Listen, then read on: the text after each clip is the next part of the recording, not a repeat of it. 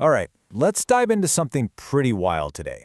It's this idea that our attention, our presence, actually has a kind of weight, a real, tangible weight. Sounds strange? Let's get into it. Okay, so think about this for a second. Have you ever walked into a room and just felt a difference? I don't mean like, oh, it's colder in here, or the lighting's weird. I mean something else, some kind of invisible vibe or quality to the space itself. You know what I mean, right? Some places just feel heavy. They feel dense, almost like they're soaked in history and emotion. A perfect example is a grandmother's kitchen. For this woman we're going to talk about, Marguerite, this was a real thing she felt as a kid. She was convinced her grandmother's kitchen was just saturated with years and years of life and love. To her, it had a real physical weight. And then you've got the total opposite, right? Those light places. Think about a formal living room that no one ever uses. It feels almost empty of feeling, kind of sterile, like it's never really been lived in. Well, Marguerite felt that too. And this exact contrast between the heavy and the light is what kicked off her entire life's work. So yeah, this wasn't just some weird kid thing, a fleeting feeling. For Marguerite, it was way more than that. It was like the first clue, the first hint of some kind of unmeasured force, almost like a totally different kind of gravity. Okay, so fast forward a bunch of years. Marguerite's now 19, she's a physics student, totally focused on things you can measure, right? Tangible forces. But then she visits the Rothko Chapel in Houston, and everything changes. That feeling from her childhood, it comes rushing back. But this time it's not just a feeling, it's overwhelming. It's almost crushing. And get this, listen to how she described it. She didn't talk about it like a mood or a vibe. She used the language of physics. She said the room had a weight that literally pressed in on her, a profound sense of presence that had nothing to do with any person being there. It was just there. And this right here, this is the turning point. That experience basically split her life in two, before the chapel and after, because it sparked the one question that would define her entire career. What if this feeling, this weight, wasn't just a feeling? What if it was actually real, not a metaphor, but a fundamental force of physics that science had completely missed? So, that one massive question, it led her to create this totally radical new way of looking at things, a framework she called the physics of presence.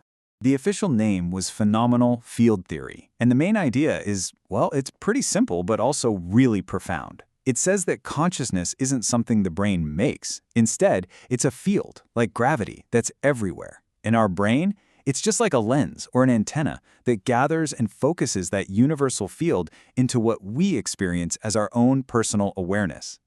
So you might be asking, okay, how does that even work? Well, it's kind of like this. Step 1, when we focus our attention, we concentrate that field. Step 2, the longer we hold that focus, that presence, the denser the field gets.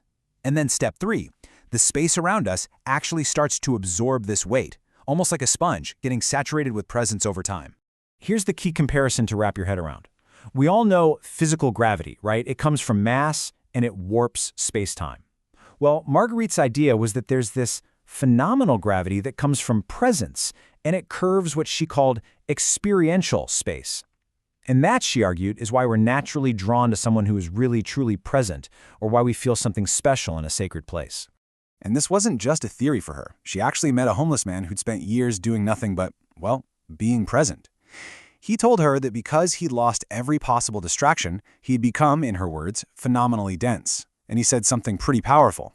He said that most people just scatter themselves so thin that there's nothing left inside them to actually feel with. But him, he carried this incredible, palpable weight. So this got Marguerite thinking. If presence can actually build up or accumulate over time, could you build a space designed specifically for that purpose? And that question led to the great experiment of her life, building a sanctuary for attention. The mission was deceptively simple. She wanted to build a place that wasn't for worship or for art, but basically for one thing and one thing only. Think of it like a laboratory for consciousness, a place designed specifically to gather and hold the weight, the density of focused attention. And this was not a quick thing. It wasn't just about putting up walls. For 2 solid years, Marguerite and a small group just sat. They sat in that empty space every single day, consciously pouring their presence into it, slowly charging the room with their focused attention. That building, the sanctuary, it became her living proof. The evidence wasn't going to be found in some equation or on a sensor readout. Nope. The proof was in the feeling, in the direct experience of anybody who walked through that door. It was a tangible, repeatable experiment in the physics of presence. And oh, people felt it, for sure. This quote from a visitor just nails it. They said the silence was so thick they could feel it on their skin. See, it wasn't just quiet in there. It was a dense, weighted silence, something you could actually feel. But Marguerite's ideas didn't just stay locked inside the sanctuary. This whole concept, that presence has actual weight, it started to ripple out. It started influencing all kinds of different fields. Suddenly, you had musicians creating what they called sonic sanctuaries, performance halls designed to feel heavy with the focused attention of all the audiences that had ever been there. Architects started thinking about how to design buildings that could literally hold presence. Therapists began to realize that holding space wasn't just a nice phrase. It was about creating a tangible, healing field. Even teachers found that their own centered presence could actually calm down a totally chaotic classroom. The idea was spreading. So let's just pause for a second. What if all of this is actually true? What if presence isn't just some fluffy state of mind, but a fundamental part of reality itself? What would that actually change? Well, for starters, it would be a total paradigm shift. I mean, the old way of thinking is that consciousness is just a fluke, an accident of brain chemistry, and that space is just an empty box. But this new paradigm? It suggests that consciousness is a fundamental field, and that space isn't empty at all. It's an active participant, a container that can hold and even radiate the presence that we put into it. Now, as Marguerite got older and neared the end of her life, something pretty remarkable happened.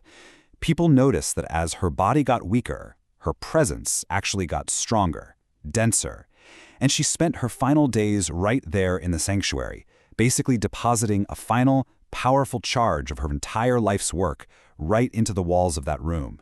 And this, right here, set up the ultimate test of her entire theory. I mean, think about it. If presence is just a byproduct of a living brain, it should just disappear when someone dies. But if it's a field, something you can deposit into a space, well, that leads to a much, much bigger question, doesn't it? And this was her final and maybe her most radical prediction. She truly believed that her death wouldn't make the sanctuary feel lighter. She said it would make it heavier, as her entire lifetime of focused presence was finally and fully released, absorbed into the space.